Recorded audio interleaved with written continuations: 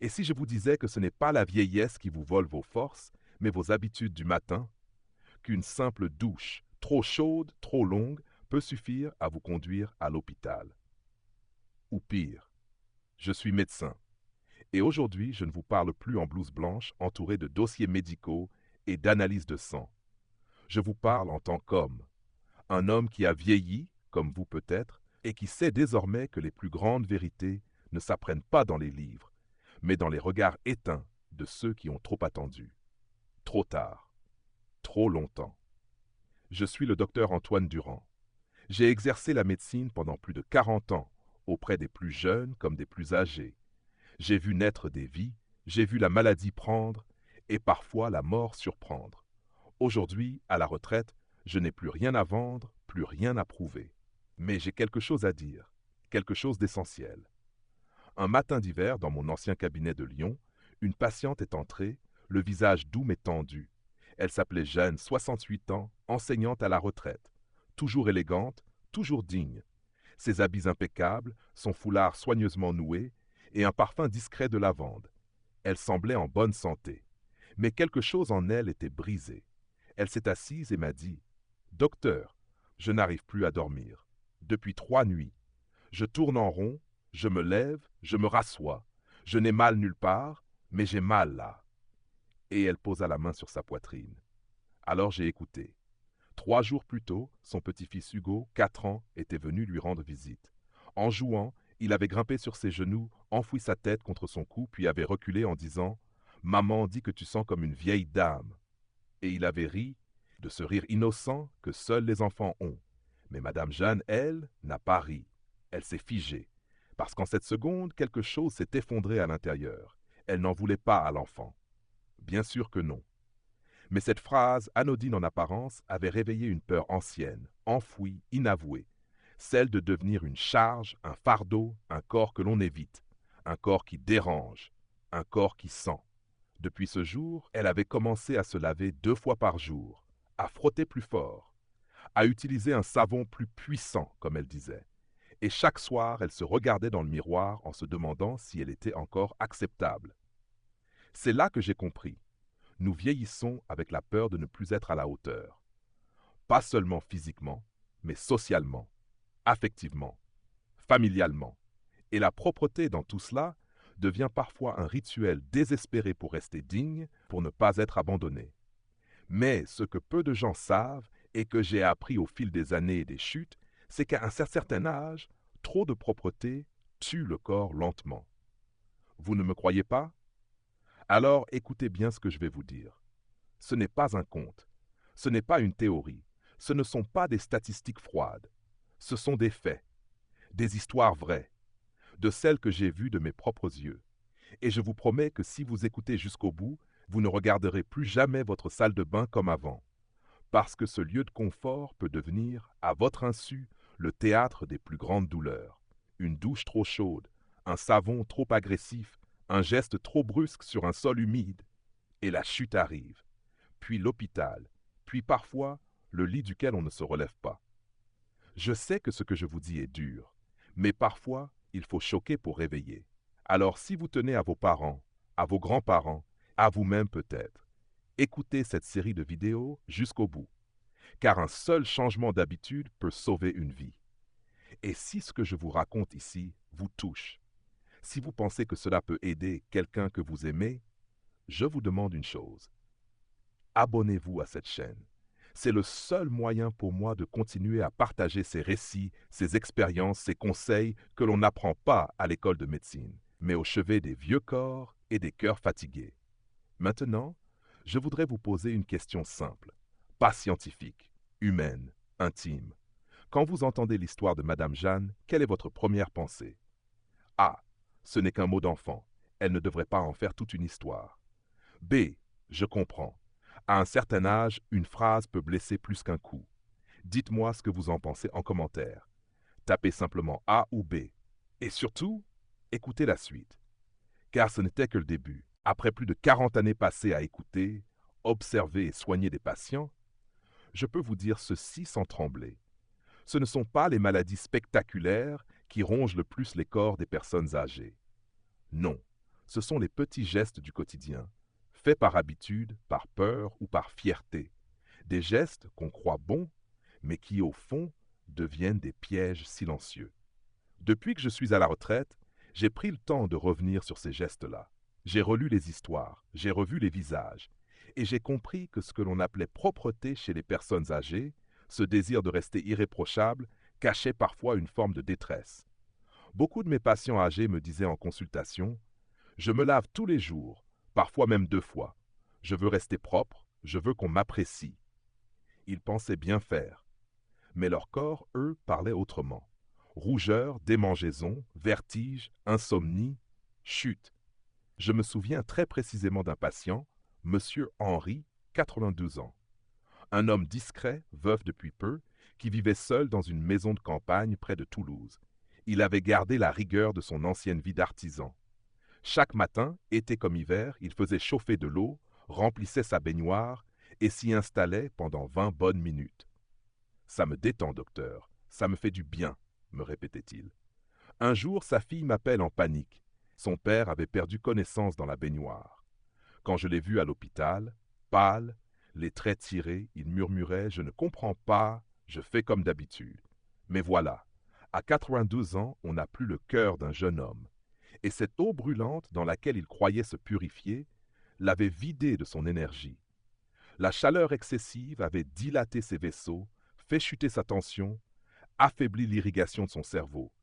Il aurait pu ne jamais se réveiller. Ce n'est pas un cas isolé. Loin de là. J'ai vu des dizaines de personnes âgées entrer dans mon cabinet avec les mêmes symptômes. Fatigue chronique, peau qui craque, jambes faibles, et presque toujours un point commun, une hygiène trop parfaite. Trop de douches, trop de savon, trop de frottements, trop de chaleur. Trop. Je sais que cela peut choquer. On nous a toujours dit que se laver, c'était bien, que la propreté était la première des préventions. Et c'est vrai. Mais à un certain âge, ce qui était bénéfique peut devenir nocif. Je pense souvent à une patiente, Madame Louise, 85 ans, vivant à Montreuil. Elle avait une routine immuable, douche chaude chaque matin, savon antibactérien sur tout le corps, séchage énergique avec une serviette rêche. Elle m'a consulté pour des démangeaisons insupportables. Ses bras étaient rouges, sa peau si sèche qu'elle se fendait parfois. Je ne comprends pas, docteur. Je suis propre pourtant. Et c'est là le paradoxe terrible. À force de vouloir éliminer chaque trace de sueur, chaque odeur, chaque microbe, elle avait détruit la barrière naturelle de sa peau. Cette fine couche protectrice, faite d'huile naturelle et de bonnes bactéries, avait disparu. Et sans elle, la peau devient une plaie ouverte, offerte au froid, aux infections, à la douleur. Ce que je veux vous dire aujourd'hui, c'est que la propreté n'est pas une compétition. Il ne s'agit pas d'en faire plus que les autres. Il s'agit d'en faire juste assez. Assez pour se sentir bien, mais pas trop pour ne pas se blesser. Je comprends cette peur de sentir mauvais, cette peur d'être rejeté, moqué ou perçu comme négligé, surtout quand on vit avec ses enfants ou quand les petits-enfants viennent à la maison. Mais cette peur, si elle pousse à des excès, devient elle-même un danger. Et je ne parle même pas encore des chutes dans la salle de bain, des pertes de connaissance, des nuits blanches après une douche trop chaude. Ce seront des sujets que j'aborderai dans les parties suivantes. Aujourd'hui, je veux simplement vous dire ceci.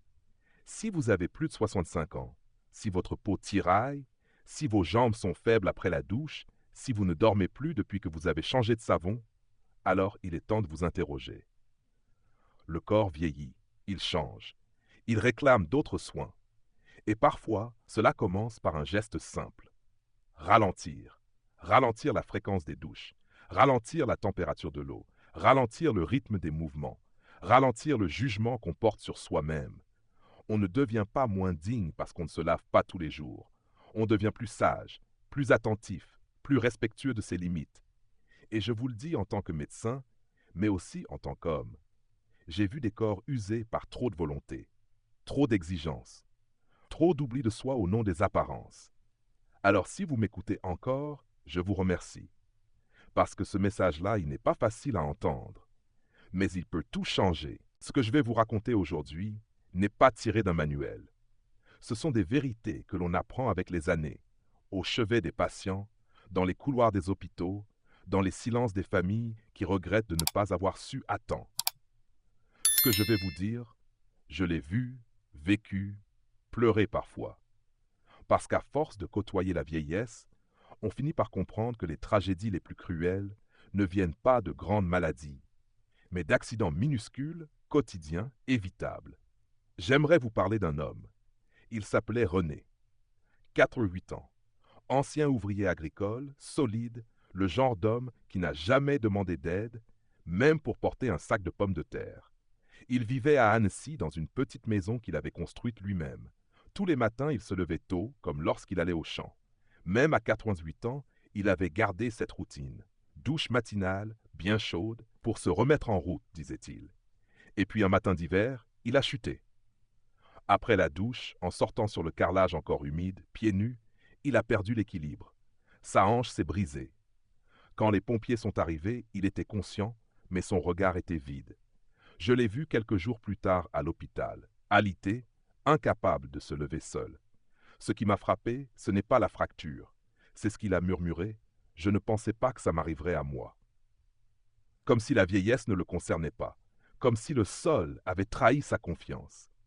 La suite, vous la devinez. Après l'opération, les douleurs, les complications et surtout la perte d'autonomie. Lui qui avait toujours été debout, indépendant, a dû s'asseoir et ne plus se relever. 3 mois plus tard, sa fille m'a appelé pour m'annoncer qu'il était décédé. Pas d'infection, pas de rechute, juste l'épuisement. Le corps d'un vieil homme qui n'avait plus la force de se réadapter à la dépendance. Et ce n'est qu'un exemple parmi tant d'autres. La chute dans la salle de bain est aujourd'hui l'une des premières causes de fracture du col du fémur chez les plus de 70 ans. Et vous savez ce qui est le plus terrifiant? Ce n'est pas la chute en elle-même, c'est ce qu'elle emporte avec elle. La confiance en soi, la mobilité, la dignité. J'ai encore en mémoire l'histoire de Madame Nicole, une femme douce, 92 ans, qui venait me voir pour des troubles du sommeil. Elle m'a longuement parlé de ses nuits blanches, de ses réveils multiples. Rien ne semblait expliquer ses insomnies. Jusqu'au jour où elle m'a confié qu'elle se douchait tous les soirs, à 20 heures, avec de l'eau très chaude, pour se relaxer avant d'aller au lit. C'était un rituel. Mais paradoxalement, plus elle se lavait tard, plus son sommeil se détériorait. Je lui ai expliqué ce que j'avais vu tant de fois chez mes patients. Après un certain âge, la régulation thermique du corps devient instable. Une douche trop chaude tardive provoque une élévation artificielle de la température corporelle, ce qui perturbe la sécrétion de mélatonine, l'hormone du sommeil. Résultat, sommeil fragmenté, fatigue chronique et parfois l'apparition d'une anxiété sourde, difficile à identifier. Le plus douloureux dans tout cela, c'est que ces gestes sont faits avec les meilleures intentions du monde. Qui pourrait imaginer qu'une simple douche du soir puisse provoquer de telles conséquences? Qui pourrait croire qu'une mauvaise chute dans la salle de bain puisse priver un être de sa vie en autonomie? Et pourtant, c'est une réalité que je vois, que je touche, que je ressens depuis des années. Et ce n'est pas uniquement une question d'équilibre ou de force musculaire, c'est aussi une question d'environnement. Beaucoup de nos aînés vivent dans des logements anciens, avec des salles de bain peu sécurisées, carrelage glissant, absence de barre d'appui, tapis mal fixés. À cela s'ajoute la chaleur excessive de la douche, la fatigue en fin de journée, la baisse de vigilance, et l'accident n'est plus qu'une question de secondes. Je me souviens d'un autre patient, M. Alain, 69 ans. Il ne comprenait pas pourquoi, après chaque douche, il se sentait faible, étourdi. Il pensait manquer de vitamines. En réalité, il restait trop longtemps sous une eau trop chaude. Son corps, épuisé par l'effort de thermorégulation, réagissait par une chute de tension. Ce genre d'épisode peut précéder une chute, une syncope, voire un arrêt cardiaque chez les plus fragiles. Et puis il y a ce que personne ne dit, les larmes, la honte, le sentiment de ne plus être maître de son corps.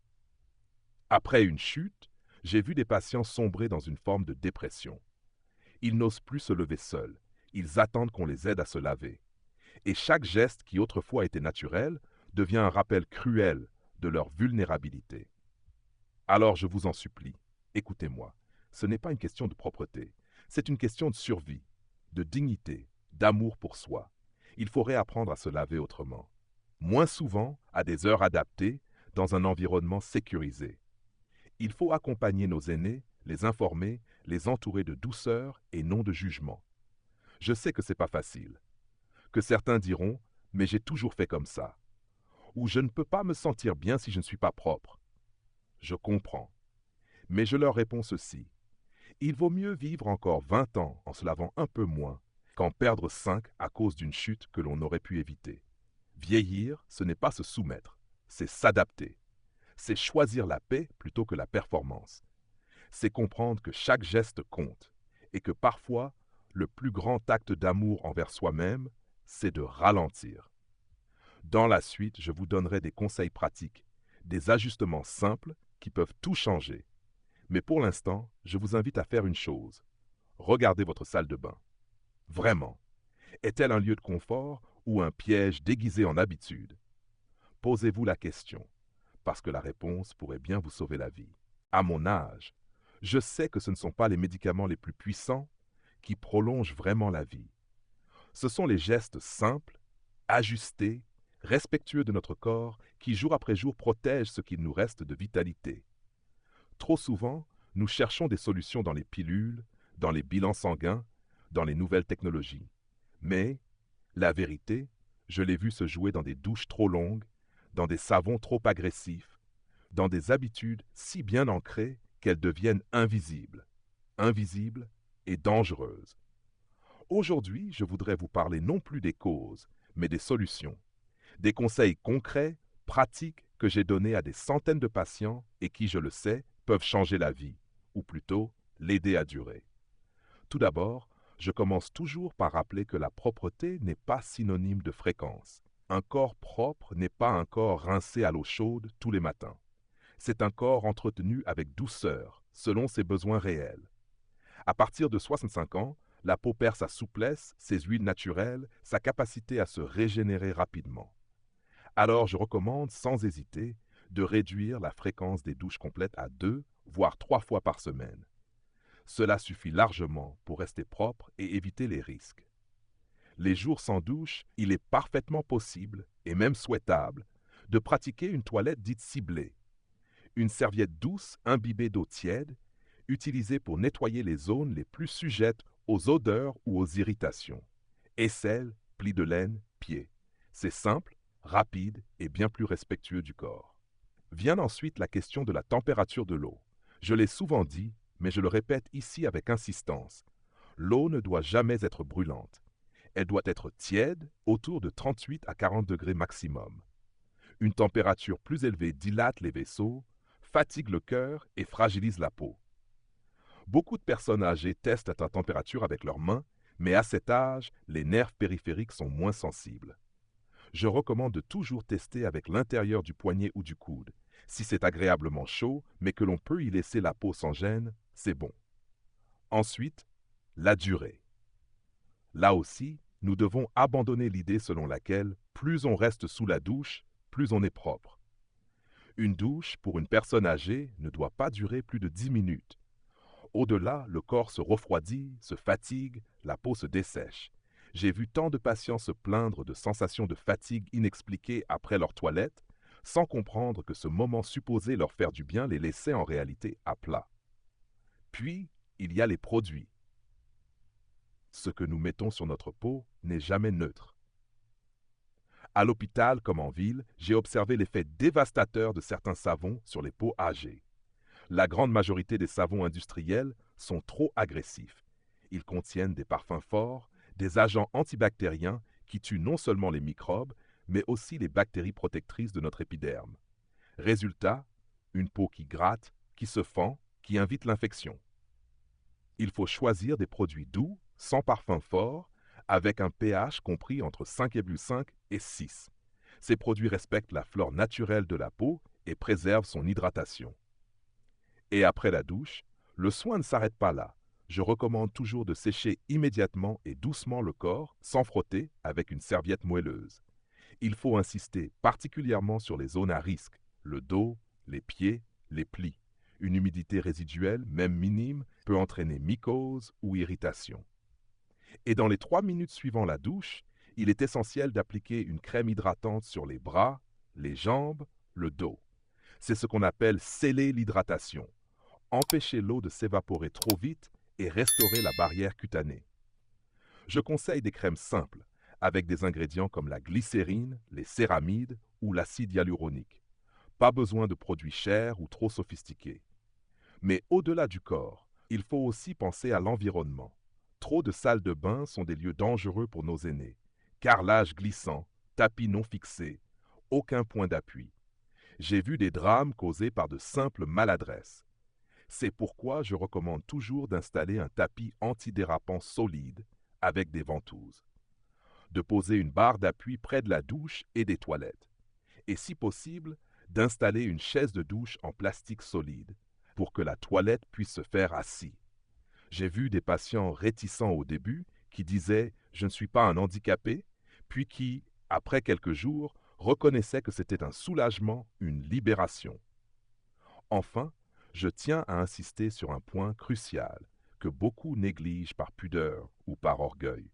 Ne vous douchez pas seul après 80 ans, ou tout du moins, informez quelqu'un que vous allez vous laver. Je ne compte plus les histoires où l'on a retrouvé un parent au sol, après une chute dans la salle de bain, sans que personne n'ait su ce qui se passait. 10, 15, 20 minutes au sol sans aide, et les conséquences peuvent être terribles. Un simple geste, comme laisser la porte entrebâillée ou demander à un proche de rester à proximité, peut sauver une vie. Tous ces conseils, je ne les donne pas pour effrayer. Je les partage parce que je sais. Je les ai vus changer la vie de mes patients. Et je vous promets qu'une fois ces gestes intégrés, la toilette ne devient pas une corvée, mais un rituel apaisé, adapté, rassurant. Vieillir, ce n'est pas abandonner ses habitudes, c'est les réinventer avec sagesse. Dans la suite, je vous parlerai d'un remède étonnant contre l'insomnie que je propose à mes patients, un simple bain de pied. Et je vous montrerai comment ce geste ancestral oublié peut remplacer bien des comprimés et vous offrir un sommeil réparateur. Si j'ai appris une chose au fil des années, c'est que ce ne sont pas les ordonnances qui changent profondément la vie d'un patient. Ce sont les prises de conscience, ces moments de vérité où l'on accepte de poser un regard nouveau sur ce que l'on croyait acquis.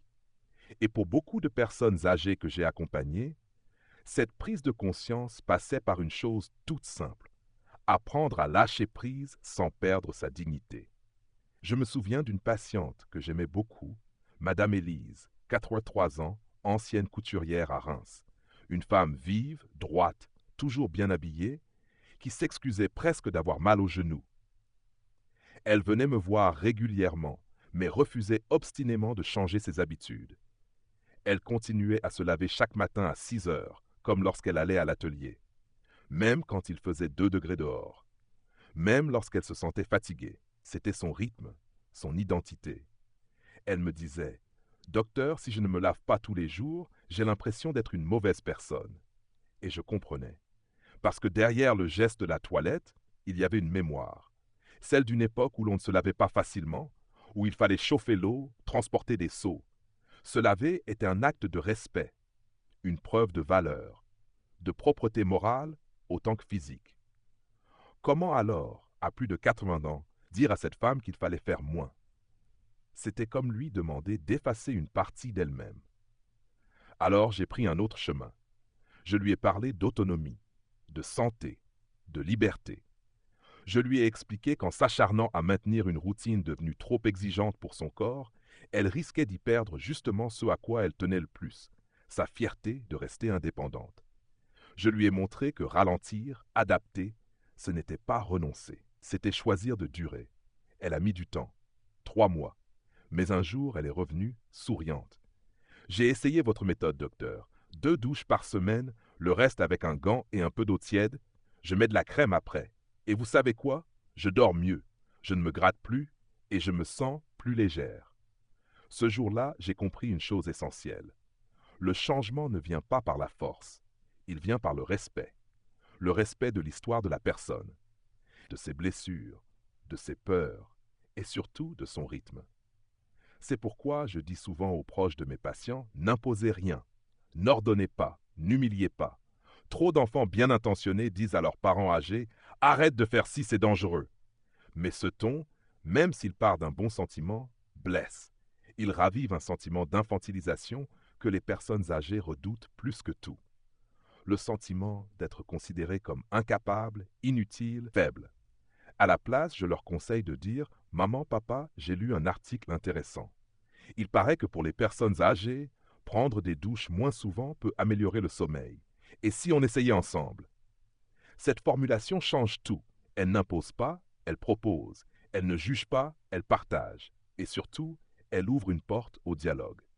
J'ai vu des dizaines de familles retrouver une forme de paix simplement en changeant la manière dont elles parlaient des soins.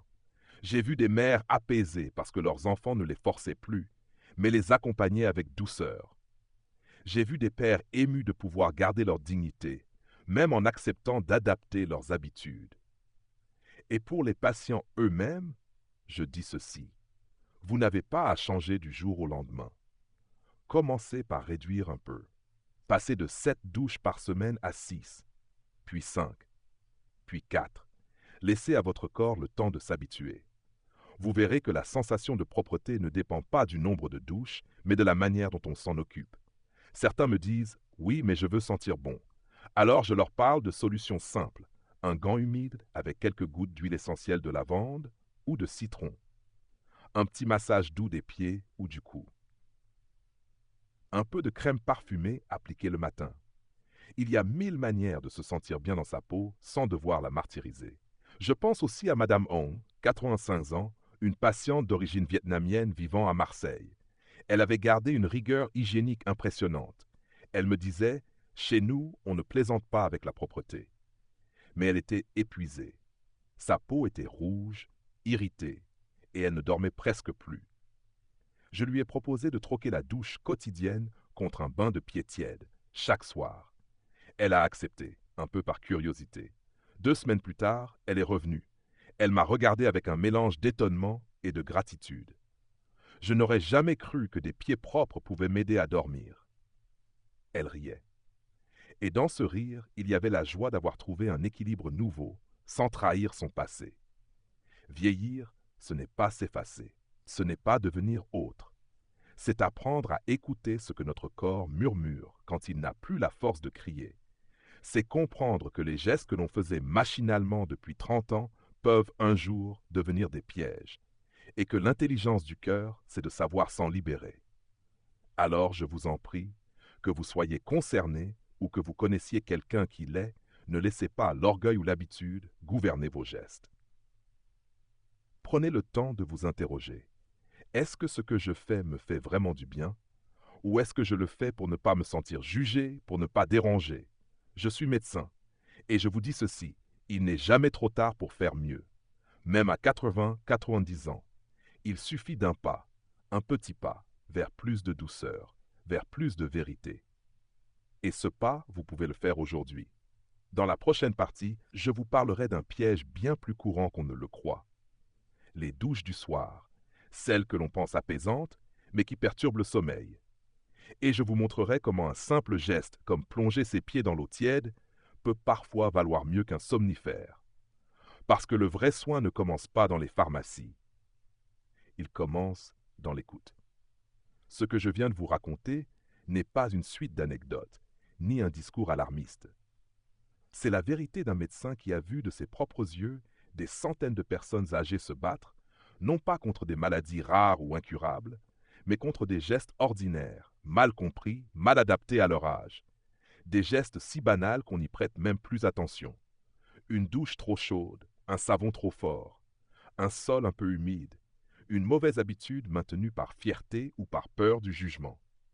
Et pourtant, c'est là que se cachent les plus grandes fragilités.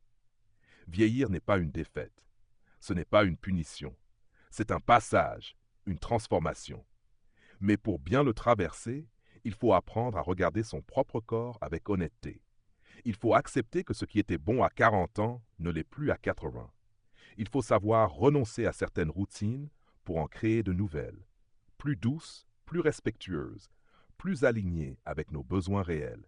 Trop de mes patients ont continué à se laver chaque jour par peur de déranger, de sentir mauvais, de ne plus être aimés.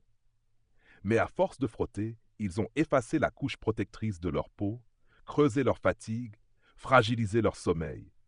J'ai vu des fractures qui auraient pu être évitées, des nuits blanches qu'un bain de pied aurait apaisées, des sentiments d'humiliation qu'une parole plus douce aurait transformés en confiance. Et surtout, j'ai vu des miracles discrets. Une dame qui retrouve le sommeil en espaçant ses douches, un monsieur qui ne tombe plus depuis qu'il s'assied pour se laver, une grand-mère qui n'a plus honte de sa propreté parce qu'elle a compris que la dignité ne se mesure pas au nombre de bains, mais à la paix intérieure.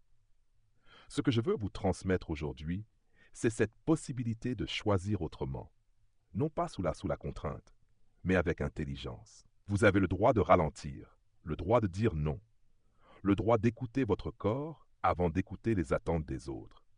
Et vous, les enfants, les proches aidants, votre rôle n'est pas de commander, mais d'accompagner. Par des mots bienveillants, par des gestes simples, par une écoute sincère. Le respect ne passe pas par des ordres, mais par la présence. Et le plus beau cadeau que vous puissiez faire à vos parents, ce n'est pas une salle de bain neuve, c'est une parole rassurante, une main tendue, un « je suis là si tu as besoin ». Leçon de vie à retenir. Vieillir avec sérénité, c'est apprendre à adapter ses gestes sans trahir ses valeurs. C'est comprendre que chaque changement bienveillant est un pas vers plus d'autonomie, plus de confort, plus de paix. Il ne s'agit pas de renoncer à qui l'on est, mais d'aimer suffisamment son propre corps pour le traiter avec douceur. Et vous, dans votre quotidien, avez-vous déjà pensé à changer un geste par respect pour votre âge ou celui de vos proches? Pensez-vous que prendre moins de douches pourrait être bénéfique si c'est fait avec soin et conscience? Question simple pour vous. À votre avis, quelle est la meilleure façon de prendre soin de sa peau après 70 ans? A. Continuer à se laver chaque jour comme avant, coûte que coûte. B. Adapter sa routine de toilette avec douceur et intelligence.